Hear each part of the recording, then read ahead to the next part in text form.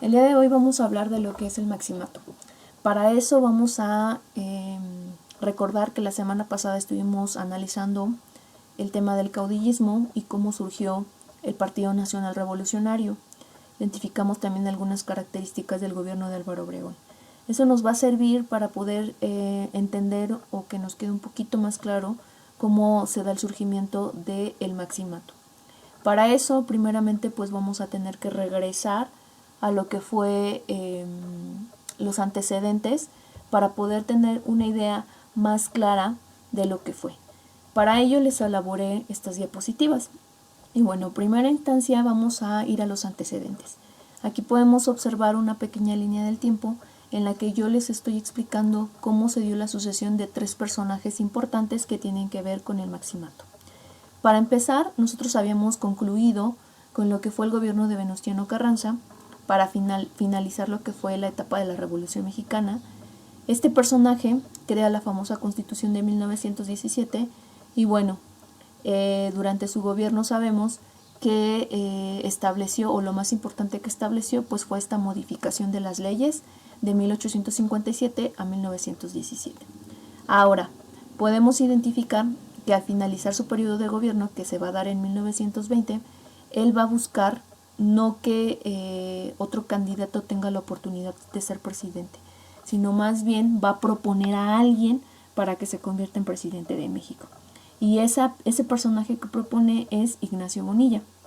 Ignacio Bonilla, que bueno, formaba parte de sus filas, de su gabinete, pues va a hacer de toda su confianza para que pueda ocupar este cargo.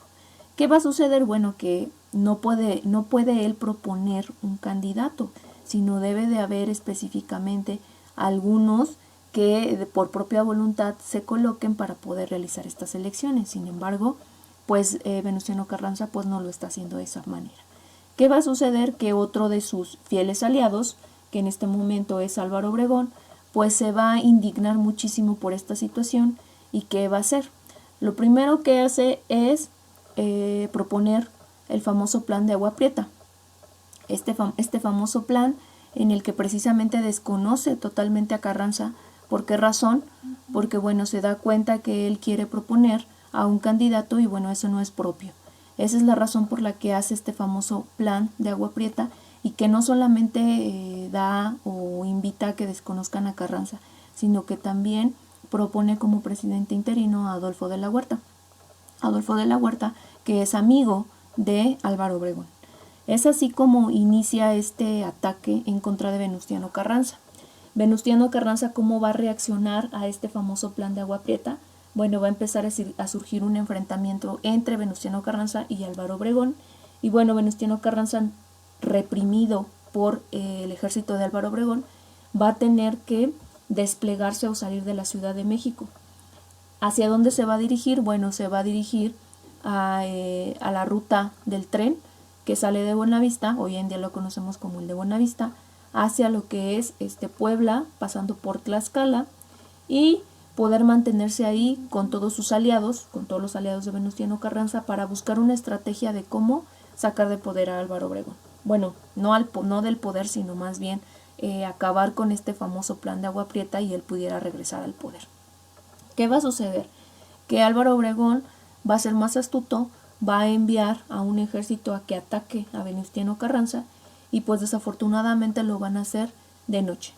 De noche, cuando Venustiano Carranza se encuentra en un poblado llamado Tlaxcalantongo, donde está durmiendo, precisamente está descansando para poder viajar al siguiente día y poder escapar de las Fuerzas Armadas de Álvaro Obregón. ¿Qué sucede? Que bueno, la noche del 21 de mayo de 1920 es cuando es atacado Venustiano Carranza y muere. Sabemos que bueno, va a ser asesinado brutalmente por el ejército dirigido por Álvaro Obregón.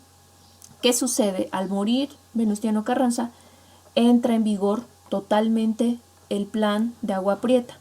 El plan de Agua Prieta que precisamente dice que van a proponer un presidente interino que es Adolfo de la Huerta. Adolfo de la Huerta se queda como presidente interino, pero tiene el compromiso de generar elecciones para que se pueda quedar en la presidencia, pues ¿quién más? Álvaro Obregón. Es así como para 1920 Álvaro Obregón se queda como presidente de nuestro país. Su periodo de gobierno sabemos que fue de 1920 a 1924 y bueno, ustedes ya analizaron una serie de características de sus aportaciones al gobierno mexicano. ¿Qué va a suceder? Cuando llega se acerca 1924, es decir, cuando ya está finalizando esta etapa, vamos a encontrar que necesitan pues un candidato para las nuevas elecciones y Álvaro Obregón pues tiene esta vertiente, ¿no? De un lado tiene a Plutarco Elías Calles, que también es un amigo de él, y del otro lado, bueno, tiene al que formó parte de la presidencia interina, que es Adolfo de la Huerta.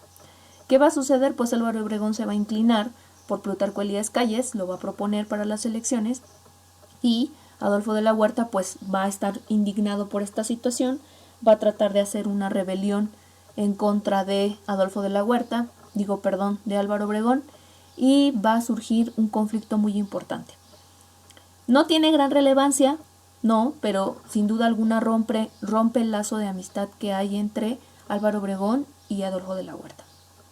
Entonces, Álvaro Obregón logra acabar con esa rebelión, no pasa nada con él, simplemente lo mantienen preso y es así como va a poder convocar a Plutarco Elías Calles a las elecciones, quien las va a ganar y se va a convertir en presidente de 1924 a 1928. Ahora, ¿qué sucede con el gobierno de Plutarco Elías Calles? Bueno, Plutarco Elías Calles va a iniciar haciendo algunos cambios dentro del gobierno de México. Primero, pues va a expedir leyes que apoyen al campesino, que sabemos que los campesinos son los más afectados desde que inició la Revolución Mexicana. Va a duplicar el reparto de las tierras, sabemos que ya se habían entregado ciertas tierras desde el periodo de Álvaro Obregón, sin embargo, con Plutarco Elías Calles se va a duplicar esa entrega de tierras. En 1925 va a fundar el Banco de México y finalmente la aportación más importante de su gobierno va a ser que instituyó la educación secundaria. Ahora, otra aportación que tuvo Plutarco Elías Calles va a ser sin duda la Ley de Calles. Esta Ley de Calles que da a conocer el 21 de junio de 1926. ¿Qué es esta ley? Es una política antirreligiosa. ¿Qué quiere decir? Que Plutarco Elías Calles no tenía muy buena relación con la iglesia. Eso quiere decir que va a modificar la Constitución de 1917, sobre todo en el apartado donde dice libertad de culto. ¿Qué va a suceder? Que va a limitar esa libertad de culto y que no solamente está violentando la libertad de culto, sino que además también está violentando la libertad de expresión. ¿Por qué razón? Bueno, porque sabemos que esa es una ley que se ha venido viendo en la Constitución desde 1857. Por esa razón es tan importante esta ley que generó, porque además de reducir el número de sacerdotes, cerró templos. Entonces, esa es la razón por la que vamos a generar una guerra. Esta guerra que va a tener el título de la Guerra Cristera. La Guerra Cristera que se va a dar desde 1926, que es cuando se da a conocer esta Ley de Calles, y va a concluir en 1929. ¿Cuál es el título o el lema que va a tener esta Guerra Cristera? Se va a llamar Viva Cristo Rey, que sabemos que campesinos y la sociedad entera se va a poner en contra de esta ley, precisamente porque sabemos que la iglesia, forma parte importante de la sociedad. Más adelante ustedes van a poder revisar un material que habla sobre la Guerra Cristera, lo van a poder analizar y van a poder conocer un poco más de este movimiento. Ahora, el paso más importante para poder dar el esplendor del origen del maximato se va a dar cuando Plutarco Elías Calles crea el 4 de marzo de 1929 el Partido Nacional Revolucionario. ¿Cuál era su objetivo? El principal objetivo era darle fin a la etapa del caudillismo y sentar las bases del sistema político actual. Sabemos que si él generaba un partido político en el que pudiera tener el control, es decir, lo que él creía era que podía manipular de esta manera a todos los candidatos, a los legisladores y a todo México entero, incluso al presidente, por medio de este partido. Es decir, que de ese partido iban a salir todos los candidatos que se iban a convertir en un futuro en presidentes, pero que al salir de ese partido, pues Plutarco Elías Calles iba a tener la posibilidad de manipularlos a su antojo. Es decir, que finalmente el que iba a seguir gobernando era él. Por esa razón se le llama maximato. Ahora, la palabra del maximato surge porque bien, Plutarco Elías Calles se va a nombrar o le van a empezar a nombrar jefe máximo de la revolución. Por esa razón obtiene ese nombre. Ahora, este origen del Partido Nacional Revolucionario también tiene que ver un poquito con la muerte de Álvaro Obregón. Álvaro Obregón que sabemos que la razón por la que Plutarco llegó al poder fue porque Álvaro Obregón lo convocó. Sin embargo, cuando finaliza el gobierno de Calles, Obregón quiere regresar al poder y modifica la Constitución de 1917 en el apartado de que se pueda reelegir en periodos alternados. Es decir, él quiere volver a regresar a gobernar México. ¿Qué hace Plutarco Elías Calles? Bueno, es un rumor, lo va a asesinar porque, bueno, él va a ganar las elecciones de 1930 y lo que va a suceder es que Plutarco Elías Calles lo va a mandar a asesinar. Es así como muere asesinado y al morir asesinado y tener ya la creación del PNR, pues va a tener que buscar un candidato que sea interino para que pueda gobernar el país. Este presidente interino va a ser Emilio Portes Gil. Emilio Portes Gil se va a convertir en el presidente interino y van a buscar dentro del PNR a un candidato que pueda convertirse en el presidente de México. Ese candidato va a ser Pascual Ortiz Rubio, quien en 1930 se va a convertir en el presidente de nuestro país. Sabemos que Pascual Ortiz Rubio pues prácticamente nada más prestaba su nombre porque prácticamente el que gobernaba era Calles. Calles, que era el que tomaba todas las decisiones del país y al que se le tomaba opinión en todo, y Pascual Ortiz Rubio pues no va a estar muy contento con esta situación. Además de que en su primer día de mandato va a recibir un balazo y pues aunque no lo mató esos balazos porque lo atacaron yendo a Palacio Nacional, va a atacar a su familia incluso, pero pues bueno, no va a morir, no va a tener daños a su salud. Sin embargo, pues añadido a esto que Calles gobernara prácticamente en su cara y que no lo temara parecer en nada, va a hacer que 2 años después él renuncie. Es así como la presidencia va a quedar otra vez vacía y van a colocar a otro presidente interino llamado Abelardo Rodríguez, que va a ser en 1933 el presidente. Mientras están buscando quién pueda ocupar ese lugar. Es así como aparece otro personaje muy importante del cual vamos a hablar más adelante a detalle, que es Lázaro Cárdenas del Río.